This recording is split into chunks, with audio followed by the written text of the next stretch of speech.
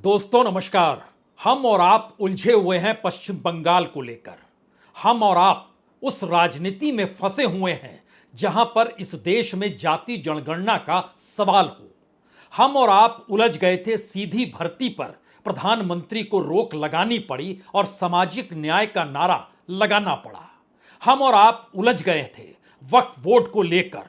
हम और आप उलझ गए इस दौर में देश की बेरोजगारी या देश की महंगाई नहीं, बल्कि इस देश के भीतर शेयर बाजार का जो खेल मचते रहा उसको लेकर भी हम और आप दोनों उलझ गए।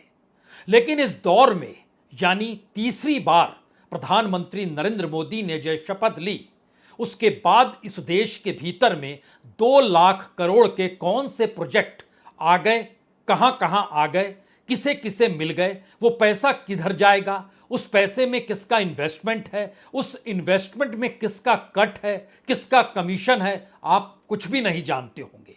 और यह सवाल आपके जहन में होना चाहिए कि बीते 100 दिनों में इस देश के भीतर क्या वाकई 2 लाख करोड़ के प्रोजेक्ट जो लाए गए और जिस इन्वेस्टमेंट का जिक्र सरकार कर रही है, वो इन्वेस्टमेंट कहां से आ रहा है। और जिन क्षेत्रों में 2 लाख करोड़ के प्रोजेक्ट का जिक्र किया गया, उसमें वही कॉरपोरेट के साथी उसी क्षेत्र में बड़ी तेजी से काम कर रहे हैं। तो यह मामला है क्या?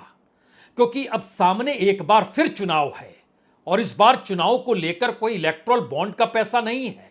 इस बार तो आपको बाजार से पैसा उठाना है, और वह भी तब जब आप कमजोर हो चुके हैं, यानी अल्पमत की सरकार बैसाखियों के आसरे दिल्ली में चल रही है।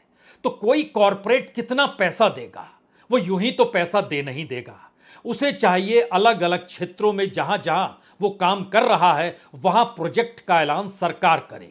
तो सरकार ने बीते 3 महीनों के भीतर 2 लाख करोड़ के प्रोजेक्ट इस दौर में ऐलान किए हैं। और आज जब कैबिनेट की बैठक हुई तो इस देश में इंफ्रास्ट्रक्चर को लेकर तकरीबन 28,000 करोड़ के और प्रोजेक्ट का ऐलान कर दिया गया। आज का जिक्र करें या पहले का जिक्र करें, उससे पहले 2-3 बातें बहुत साफ तौर पर समझ लीजिए। सामने जम्मू कश्मीर का चुनाव है, हरियाणा का चुनाव है। इस चुनाव के रिजल्ट आएंगे और अगले दिन चुनाव आयोग महाराष्ट्र के चुनाव, झारखंड के चुनाव, और अगर उसे अनुकूल लगेगा, यानी दिल्ली की सत्ता को अनुकूल लगेगा कि दिल्ली में भी चुनाव हो जाने चाहिए, तो हो सकता है उसके साथ दिल्ली के चुनाव भी हो जाएं।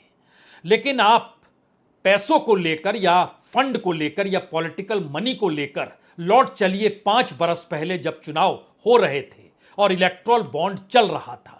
इस देश के भीतर में इन चुनावों को लेकर तकरीबन 275 करोड़ रुपए महाराष्ट्र, हरियाणा और झारखंड के चुनाव से ऐन पहले ये आए थे।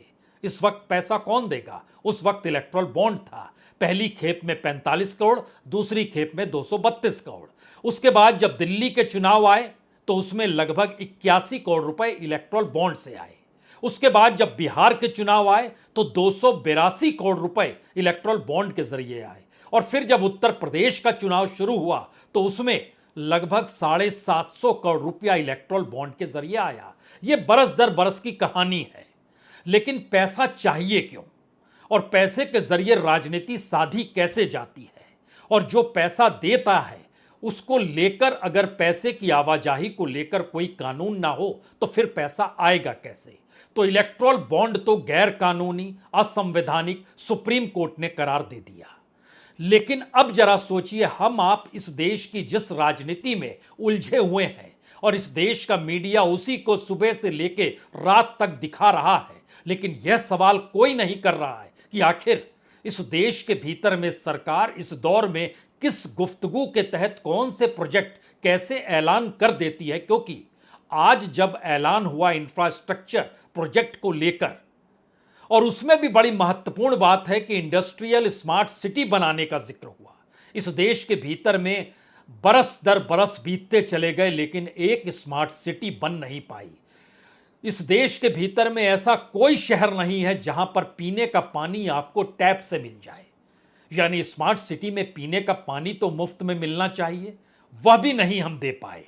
कोई ऐसा शहर नहीं है जहां पर इंटरनेट 5G की स्पीड से आपको सड़क पर रेंगता हुआ दिखाई दे जाए, चलता हुआ दिखाई दे जाए। दिल्ली जैसी जगहों पर भी कुछ इलाके ऐसे हैं जहां 5G काम करता नहीं है, लेकिन बहरहाल हम तो लौट रहे हैं उस पूंजी पर, उस पैसे पर, उस पॉलिटिकल फंडिंग पे जिसके आसरे झारखंड में चंपई सोरेन के जरिए सेंध लगा दी गई। और यह माना जा रहा है कि महाराष्ट्र पर अभी भी बड़ी पैनी नजर इस दौर में दिल्ली की सत्ता की है।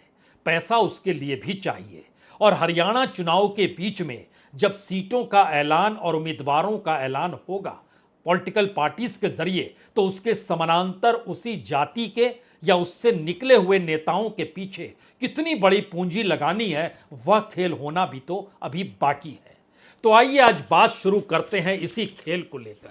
यह खेल बड़ा रोमांचकारी है क्योंकि इसमें कॉरपोरेट का पैसा है, पॉलिटिकल फंडिंग नहीं है, लेकिन इस देश की बिल्डिंग बनाने के लिए, यानी देश को मजबूत बनाने के लिए अलग अलग कंपनियां इस दौर में काम कर रही है। और हम आप जितना भी अडानी या अंबानी को जानते हैं, उसमें एक चीज और जोड़ लीजिए कि इस दौर में इस देश के भीतर में जो कंपनियां अडानी रोड ट्रांसपोर्ट लिमिटेड किस तेजी से काम कर रही है और वो हर क्षेत्र में कैसे घुस चुकी है।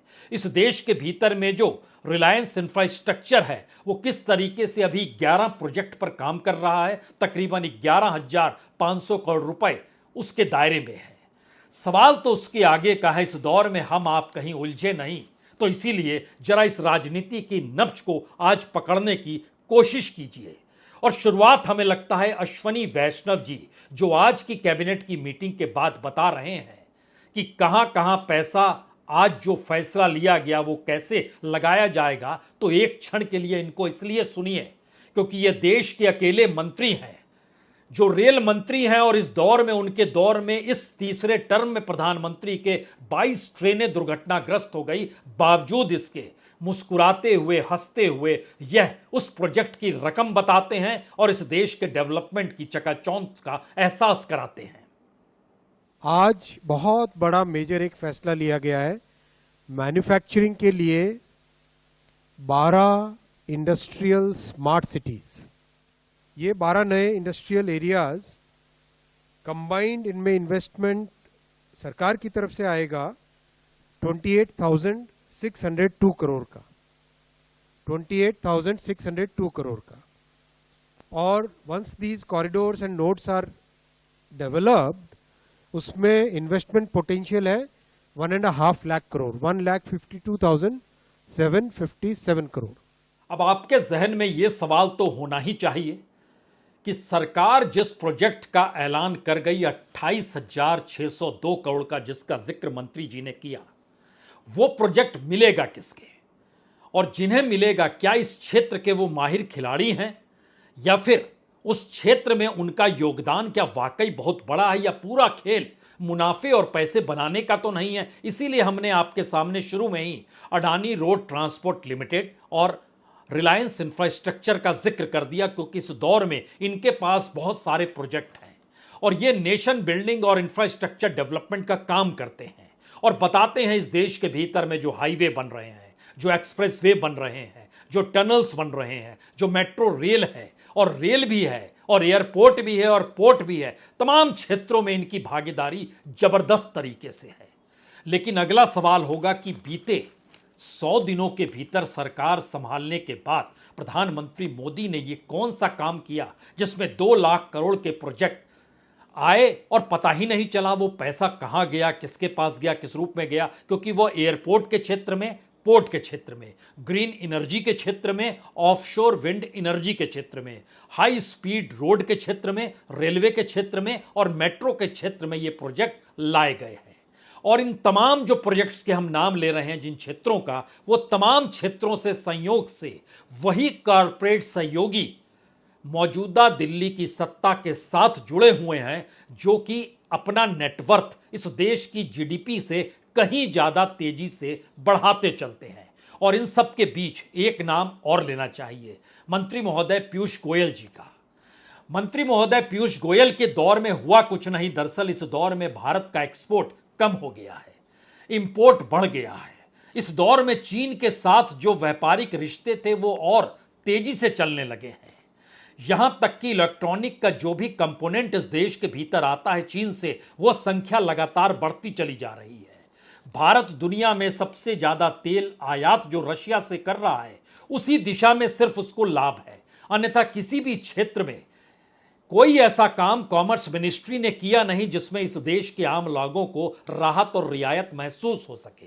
उनका नाम इसलिए क्योंकि आज वो ये बताने सामने आ गए कि देखिए इस देश के भीतर में नई नई टाउनशिप बन रही है। अब उस टाउनशिप बनाने के लिए जमीन चाहिए। वो जमीन क्या गैर बीजेपी शासित राज्यों में सरकार घुस सकती है? मुश्किल है। तो 4 राज्य चुने गए।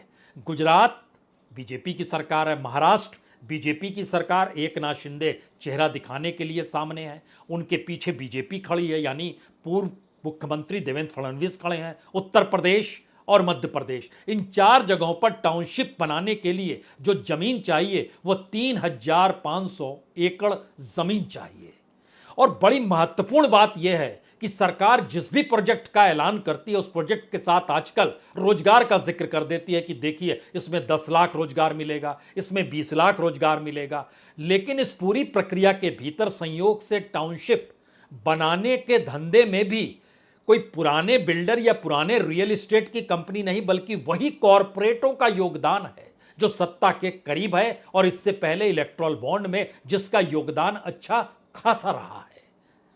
क्या कहते हैं पीयूष गोयल, पहले इसे सुनिए, इसके बाद इसकी भी परतों के पीछे जाएंगे। 3,500 एकड़ में ऑलरेडी इन्वेस्टमेंट पोटेंशियल 1,72,000 करोड़ का। तो आप कल्पना करिए कितना कंजर्वेटिव एस्टिमेट लेके सरकार चल रही। स्वाभाविक है कुछ टाउनशिप में बड़ा निवेश आएगा, कुछ में शायद छोटा लघु उद्योग या छोटे यूनिट्स, लेबर इंटेंसिव यूनिट ज्यादा आएंगे। हर एक टाउनशिप की अपनी अपनी विशेषता होगी। लेकिन आप ये भी देखेंगे गुजरात में एक, महाराष्ट्र, एक यूपी और एक मध्य प्रदेश। तो एक बड़ा फेयर मिक्स है। 2 एडवांस और इंडस्ट्रियल स्टेट्स, 2 स्टेट्स हैं औद्योगिक विकास कम है। उसके बावजूद 3,500 एकड़ में 1,72,000 करोड़ निवेश कमिट हो चुका है और 80,000 डायरेक्ट जॉब्स कमिट हो चुके हैं।